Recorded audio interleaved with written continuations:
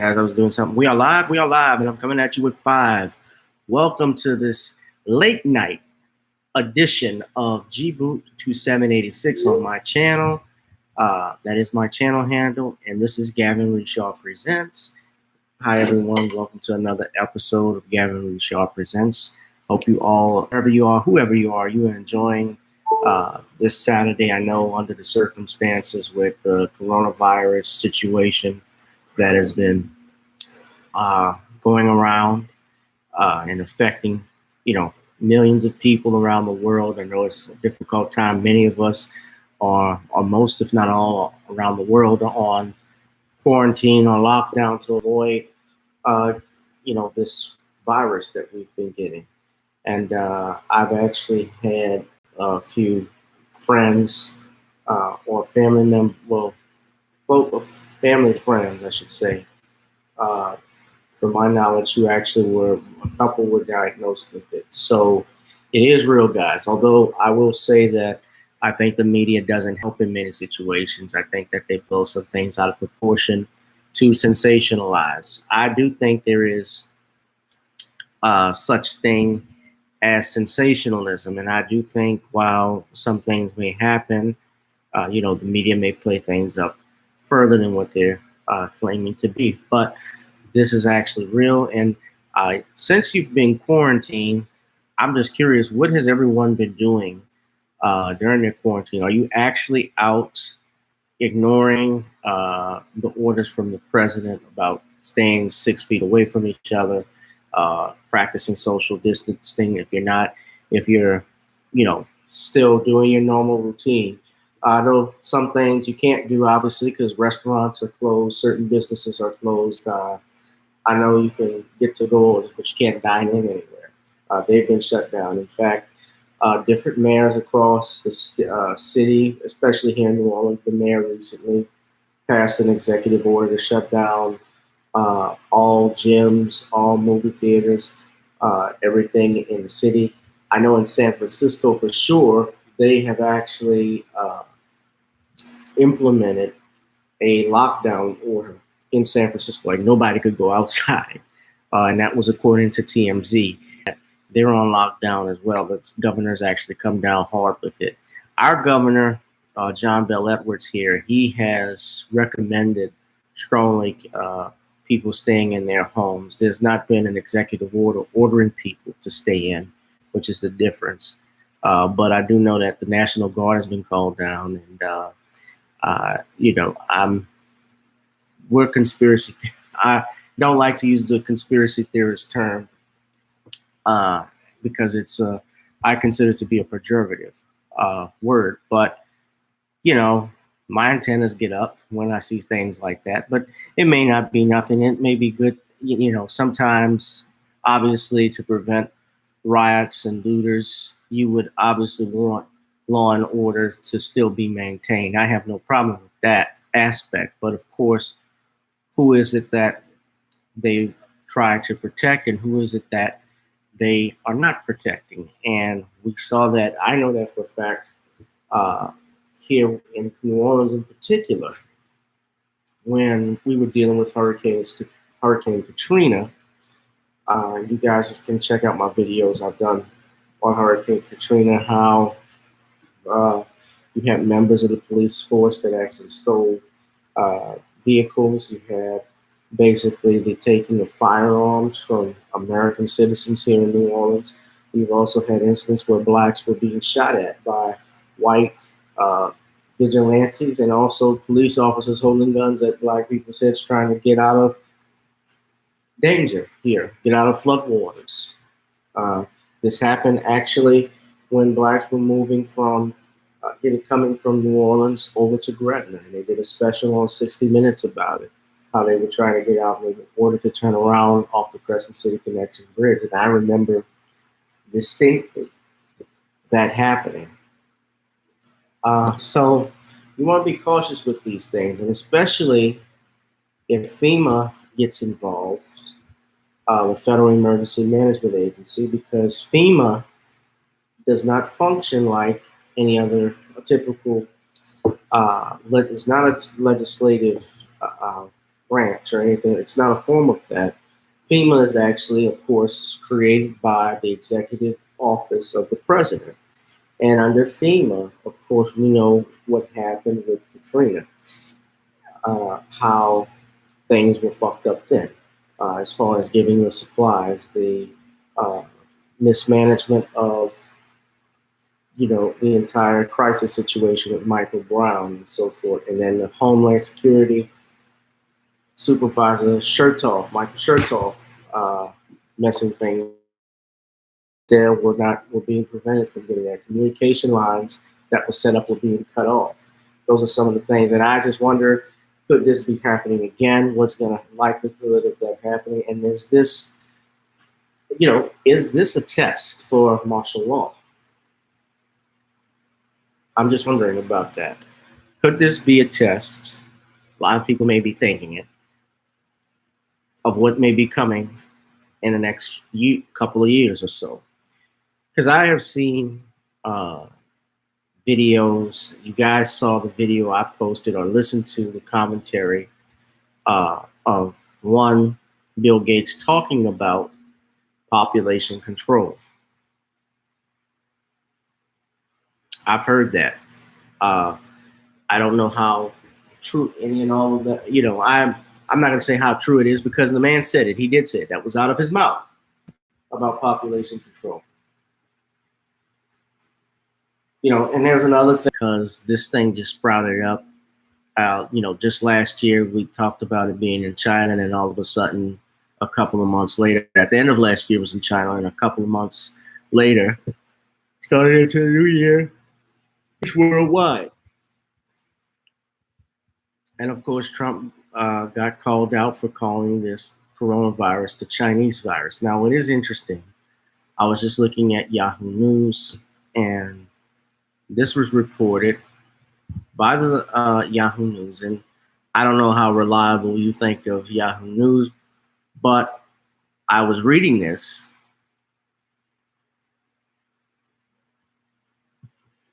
Hold on, I'm trying to pull up the article. It's actually in the description for the video, guys, but had the article here so I could directly read from it. And by the way, you can find out all the information that I talked about with FEMA in my book, Katrina, Eyes Have Not Seen, Ears Have Not Heard. Those are available online. And FEMA was created by Executive Order 12148 under Jimmy Carter. So that was what I was talking about just a second ago, about how the Federal Emergency Agency was created, and basically the answer to the president. They function, not even answer to the president. They basically function as their own independent, body, per se. Of course, the president being the executive branch of the office, he oversees it. But you had so many executive orders that were given that fed, and created FEMA. So that's something to think about.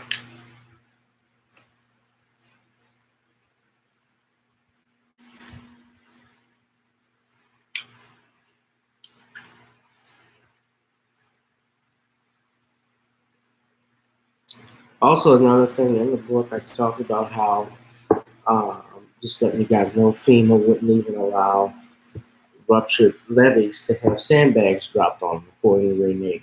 So there was a bunch of stuff that was going on in the world that was just so crooked and corrupt. And that's why I titled it "The Story of How an American City Was Taken Under Siege," subtitled it, "Was Taken Under Siege by Powerful Forces in Government." Guys, I'm trying to pull this article up, and for whatever reason, it's not allowing me to pull it up. So I apologize for that, but I didn't want to come up here and give you guys false information. Let me see if I can give it up again. I don't want to give you the wrong thing.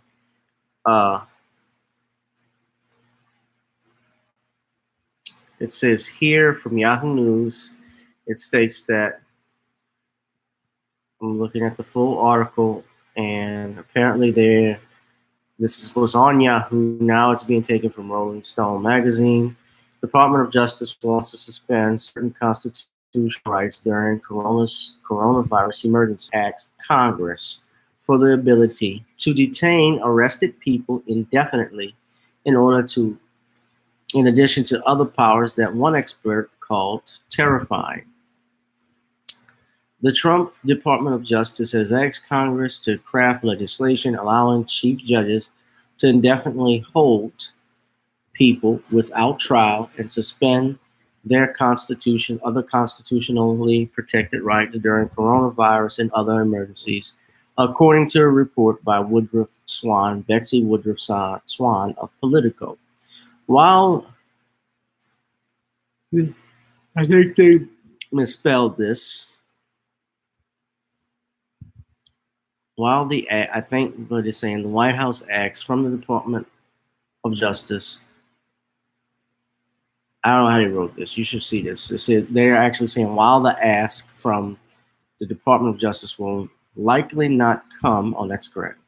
Sorry, it's a long night. Will likely not come to fruition with the democratically controlled House of Representatives. They demonstrate how much this White House has a frightening disregard for rights enumerated in the Constitution. The DOJ requested Congress allow any chief judge of a district court to pause court proceedings whenever the district court is fully or partially closed by virtue of any natural disaster, civil disobedience, or emergency situation, according to draft language obtained by Politico. This would be applicable to any statute or rules of procedures otherwise affecting pre-arrest, post-arrest, pre-trial, trial, and post-trial procedures in criminal and juvenile proceedings and all civil processes and proceedings.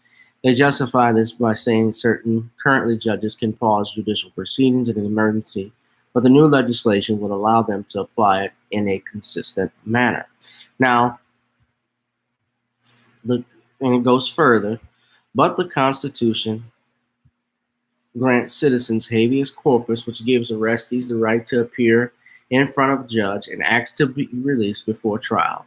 Enacting legislation like the DOJ wants would essentially suspend habeas corpus indefinitely until the emergency ended. Further, DOJ asks Congress to suspend the statute of limitations on criminal investigations and civil proceedings during the emergency until a year after it ended.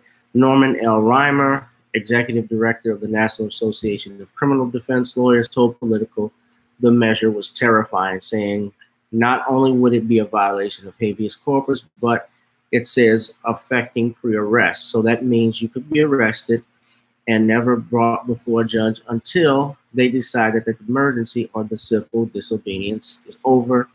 I find it absolutely terrifying. He goes on. So it also says here they're asking Congress to amend the federal rules of criminal procedure to have defendants appear at a hearing via video conference instead of in person with the defendant's consent, although in the draft obtained by Politico, the sections about requiring consent were crossed out. It is disturbing. I won't lie to you, that is a bit disturbing because you obviously don't want the government to have that much amount of power, in particular when it comes to criminal defense and that practice. They are judged and to have the charges read to you so that you can understand, and also to figure out the grounds of why, the probable cause why the state is charging you with such crime. And if you appear before a judge before you're proceeding, they of course can decide to let you out before your trial. Now, the only issue I have with this article is that they fail to mention that this part of this was in fault because of the prior administration signing, the Obama administration signing what was called the National Defense Authorization Act. Now, under that law that Barack Obama signed, a Democratic president, that law basically states that if you are detained and the United States determines you are a terrorist or a threat, they don't need to actually just amend anything and go to ask the judge for permission. They can actually withhold you without trial, without a hearing whatsoever, without appearance of an attorney, nothing. If they deem you to be this threat, this big of a threat, a terrorist. And President Obama, we got to call him out now, he signed that law. He signed the NDAA that states this. You can go look at it. I remember reading about it. That in and of itself suspended habeas corpus. So this is not an excuse, obviously, for what President Trump is proposing, obviously, because I think that's an issue. Although some aspects of it, when you're talking about doing video conferencing, amending the federal criminal procedure rules, I can understand those. I do. I can understand something like that. But if you're talking about people who more than likely are not even in jail on non-violent offenses, I would have an issue with that. I do have an issue with that. I'm fine with the video conference cameras. Yeah, I think obviously with this coronavirus, and who knows how long something like this will be and how long we're going to be practicing quote unquote social distancing. Although some people still can go to a grocery store and you interact with someone there who may be sick. There are people who know they're sick that are still going out there. And I'm asking you guys, please, if you are sick or feeling bad, stay home. Don't get anyone else sick. But who knows how long you'll be? And imagine if you're the defendant, you can be in jail for months and months before you even forget the trial. I'm talking about an arraignment hearing, a bond hearing, bail. Just think of the implications that would have. That would be pretty steep. So no, I'm not a big fan of it. Excuse me 1 second.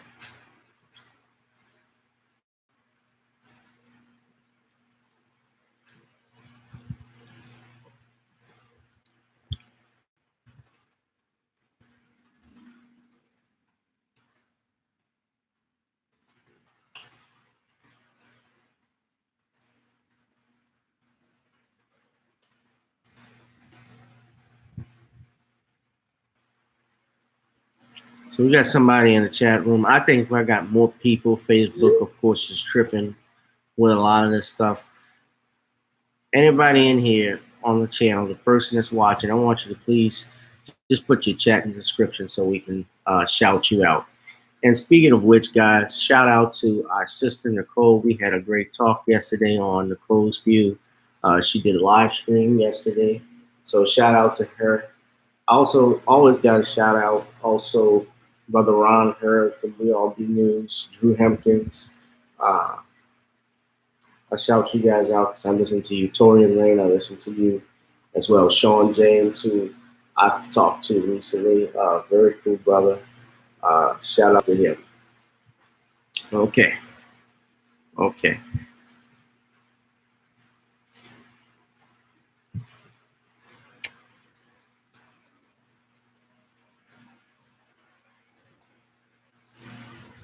Hold on 1 second, guys. Trying to see.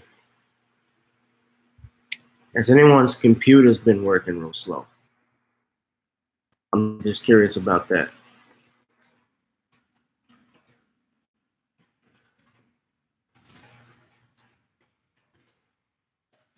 So while you have been dealing with this coronavirus, what movies or hobbies have you done? What have you picked up with?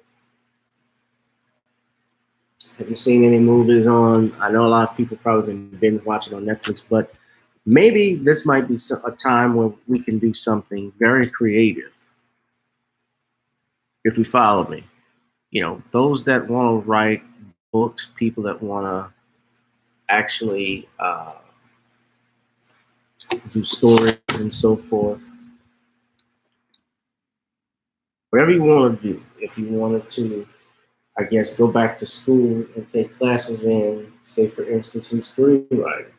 Or if you wanted to go back to school, everything is online now. So it's easier to work from home. And now is going to impact. It certainly has the work industry now, because over 80 million people are now working from home remotely because of this virus, and people realize the freedom that they have. That if this thing went out like that, and news reporter, I'm sorry, your bosses needed to work and so forth, they would be screwed out of a job. They would be screwed. Their companies would be screwed. Just think the power that you have.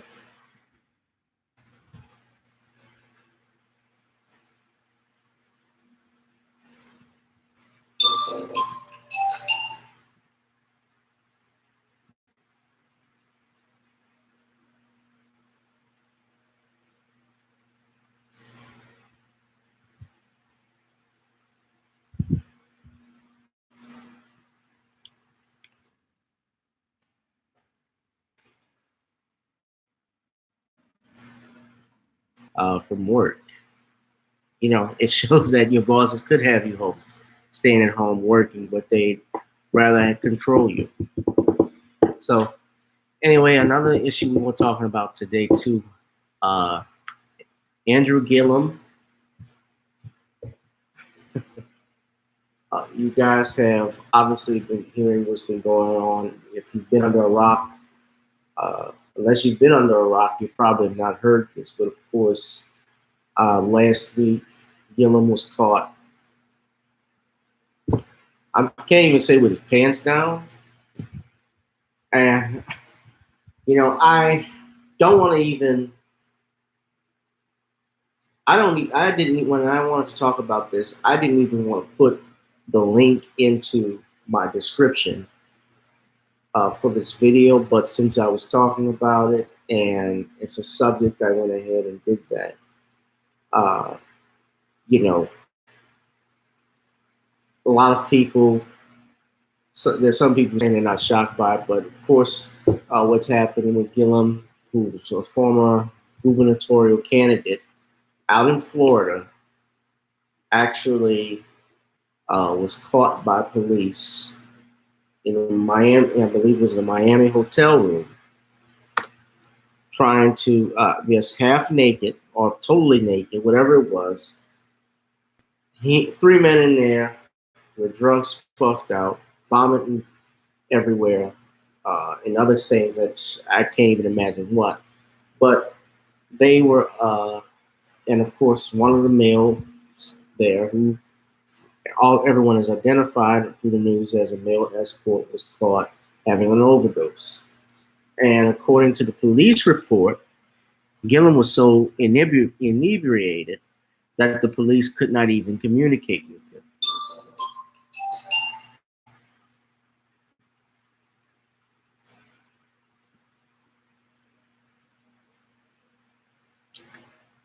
It was more with the pants down, baby. It wasn't. He was naked. It's more than just pants with his pants down. I I couldn't even say that because he was totally naked. He was in his birthday suit from the pictures that have been put out by the Daily Mail, and I'm not a fan of the Daily Mail. I think the Daily Mail is a gossip. You know, of course, it's a gossip column, and and I feel, I must admit, I do feel terribly sorry for his children and his wife, because the children more so because those kids, they're not in school right now, but nevertheless, there are pictures of their dad, but naked in a Miami hotel room, vomited and passed out with a gay male escort. Like, I couldn't believe she didn't know. And there's a picture. Shout out to Torian Rain, where he did a 4 different pictures comparisons, where Gillum is taking pictures with his wife, and they notice he's spaced out between her. But when he's taking pictures with a male, he's all in close and hugged up. At one point, even leaning on one guy. So I guess in a boat or something like that. So it makes you think, this is where the sign's always there. And I called it in the title, I said colonoscopy. He got, that's really wasn't the term. That was the term I could describe it. He was getting a colonoscopy in that hotel room. Whatever those things were, I can only imagine. Ugh, gross. And there's nothing wrong admitting your mistake. But when you're a politician, and Gillum knows better, okay, this guy, I don't take him to be stupid. Graduated from FAMU. Uh, you know, he's been married for, I think 17, 18 years. He's been in politics. I think he was mayor of a city in Florida, if I'm not mistaken, at one point. So he knows the game. He's not an idiot. I can't see how and why he put himself in that position. Now, I'm on Who'sOne, and everything that I see from Who'sOne, of course, just tells me the article is written by Bruce C.T. Wright. He writes, was Andrew Gillum set up? Explicit hotel photos leak as sunken conservatives rejoice. And of course, when he's talking about sunken conservatives, he's referring to Black Republicans like Isaiah Washington and Candace Owens, because Candace Owens tweeted about Andrew Gillum, and Isaiah Washington obviously has ceased once. And I look at this, and this is from Who'sOne. Of course, Who'sOne is part of, if I'm not mistaken, the TV One family. And of course, we know who was on there. Beep, beep, beep, beep, beep, beep. Roly-poly, Boley Martin. And of course, Boley Martin, but nevertheless, he was talking about Andrew Gillum and trying to defend Andrew Gillum. And this article clearly is trying to say Andrew Gillum was set up. Well, here's the only thing. When you look at recently, Gillum spoke and he said he's going to be transferred, put himself to a rehabilitational center. Now, if someone did something to me that was unrighteous in any way, shape, or form, especially something that could hurt my family like this, I would be speaking up immediately about it. When Marion Barry was busted in that hotel room 30 years ago in Washington, D.C., Marion Barry, for smoking crack, people don't know, but Mary actually refused the lady's advances in a video multiple times. From the information that I've gathered, I've actually spoken to Sister Mary Cox. You can look at her Facebook page. Mary Cox is an attorney out in Washington, D.C. Mary Cox was Marion Barry's attorney or assistant attorney at that time when he was facing those corruption charges and possession of drug charges that he had. And I believe they all ended in a mistrial because they found out that the feds, and this is the part that a lot of people miss, Marion Barry kept refusing to take the bait on the crack pipe issue. He refused multiple times, but what ended up happening was that even though he kept refusing, the feds were actually trying to entice him, the woman, not actually, but they were ordering the snitch, they were ordering their informant to keep Marion Barry, to keep trying to get him to do this. So it was clear they were trying to set him up. And that's when at the end, when Marion Barry got arrested, he uttered that famous line, "The bitch set me up." Because Marion, and of course, it didn't ruin Marion Barry's career because Marion Barry eventually became mayor of Washington, D.C. again, despite those charges that he was facing. because the people still loved him out there. Black people supported him because Marion Barry actually looked out for black people. He was one of the few black politicians that did that. We don't have that nowadays, unfortunately. So, and I think someone like Gillum, I can tell, especially things I was hearing about him, and of course the Stacey Abrams and others, their agenda is to push a neoliberal, neo-democratic agenda, which basically means LGBTQ issues are number one and everything else can be discarded. Well, maybe let me rephrase that. LGBTQ issues are number one. Abortion rights would probably be a close second, although abortionists and LGBTQ uh, leaders actually work together. That includes the feminist movement as well. But they try to defend the indefensible. When you read these articles, when you see this, uh, the first thing, or the first looking at this title was Andrew Gillum set up, and you look through the article,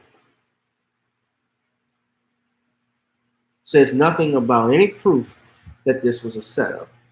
And Gillum admitted that he was going to go into rehab to fix this problem that he has. And that's fine. I support that. Yeah, getting help is fine. But don't deny the truth, bro. Gillum lied initially about why he was up there, talking about it was a friend's wedding and he was trying to help them out. And of course, the other person who was there completely denied what Gillum was saying. He denied the drugs were his before he voluntarily entered on rehab on Monday for alcohol abuse and depression.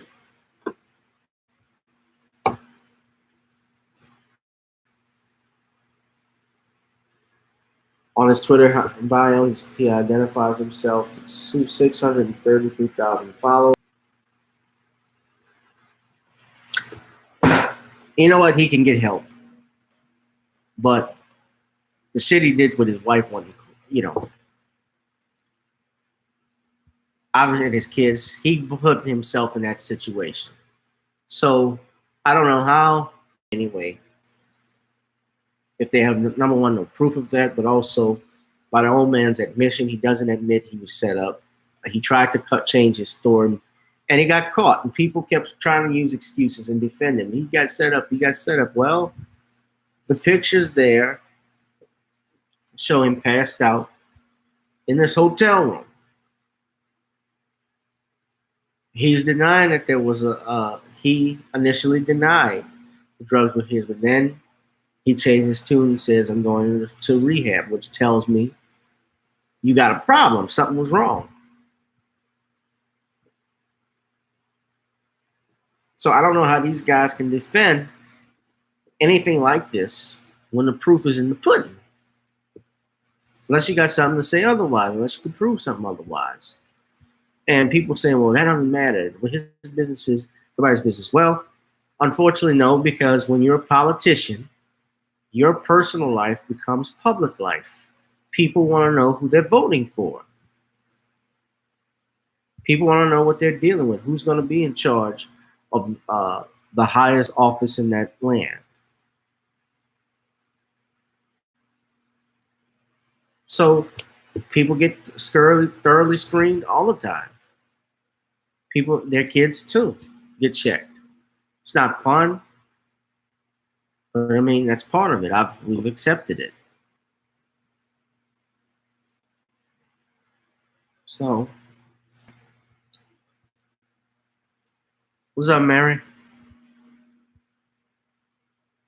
That's Merriman. What's up, man?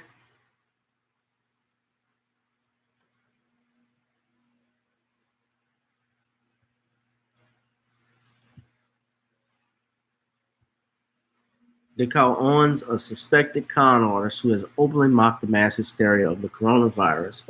They called Isaiah Washington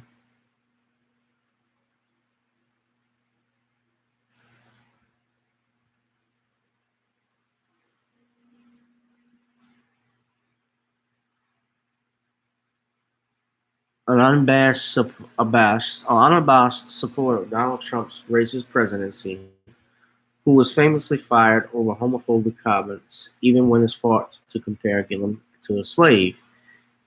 Washington wrote, "This gives a whole new meaning to being asked out.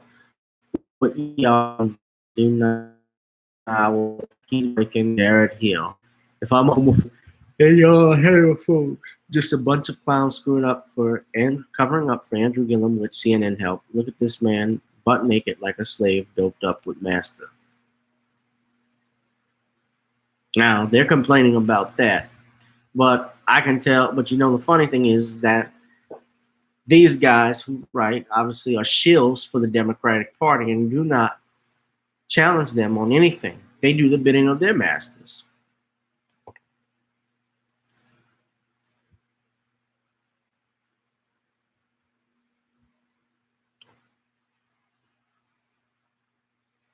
Now I'm getting delayed reaction, so I don't know if Leo Mary, if you're just tuning in or what. Yeah, you asked, could this virus been made in a lab? That has been the case. People have wondered about that.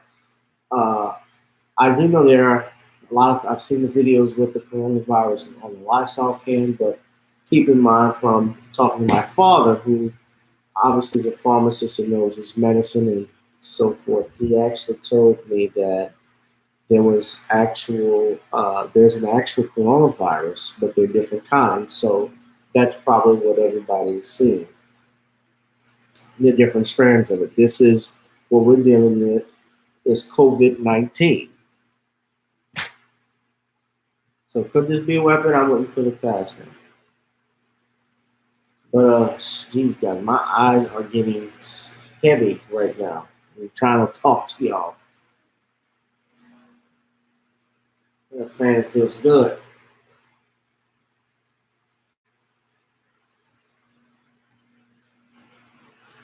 I wanted to do this video though for you all. I said I was coming on live and I was going to do it. So thank you. If you're new to the channel, please subscribe. If you watch my program and you want to continue to see my programming, please donate in the cash links that have been provided for you in the description. Sorry guys, I'm getting sleepy, so I'm gonna go get me some rest. Good talking with you all. Oh, before I go, I do want to give a special shout out to this brother commissioner out in Florida. His name is Omari Handy, if I'm not mistaken.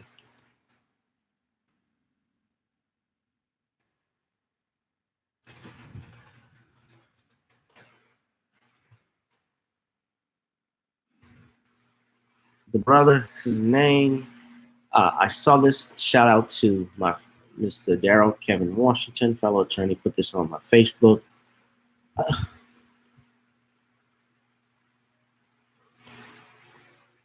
This is out in Lake Worth, Florida. And apparently there was a disruption between the mayor and the Lake Worth commissioner. A special commissions meeting on March 19, 2020. The mayor, let's see.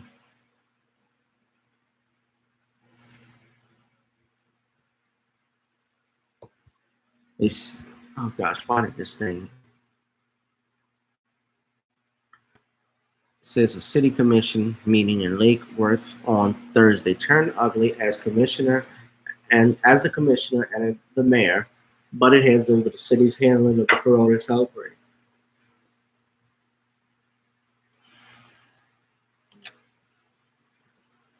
I don't know what's going on. I'm getting these pop-up ads.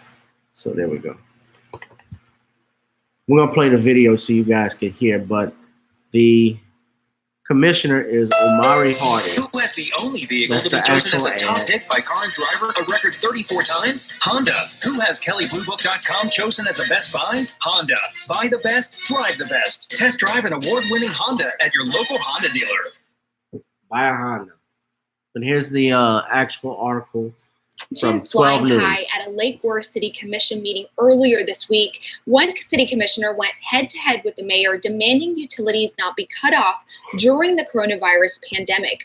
Our Curtis Jennings is following this story for us tonight. Curtis. Well, Stephanie,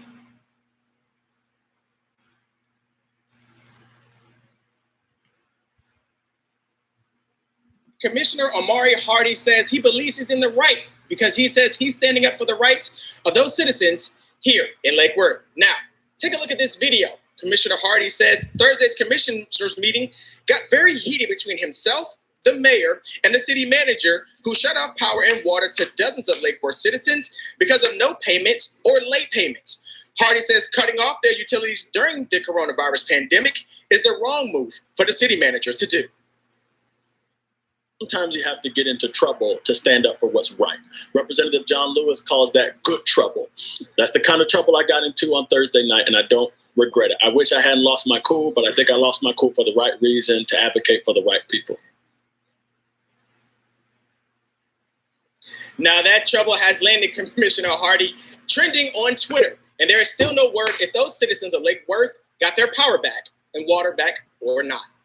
In Lake Worth, Curtis Jennings, CBS 12 News. Okay. I thought they were going to play the actual audio. They didn't. We got to actually, let me see. They have the full meeting below here in the page. I'll put the link up.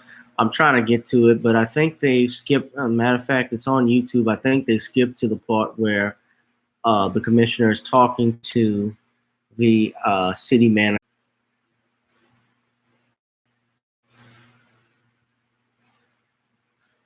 With your department for all the being sideswiped there, in my opinion, and it's just my opinion. But I want to thank the staff. You know, we've been working with most of the staff, senior staff, for the last 8 years, and it's been questioned that just because we've done it this way, is it the right way? We've dealt with a lot of different things. We wrote over hundreds and hundreds of ordinances when we first got elected, just so we could talk to each other. So we're still every day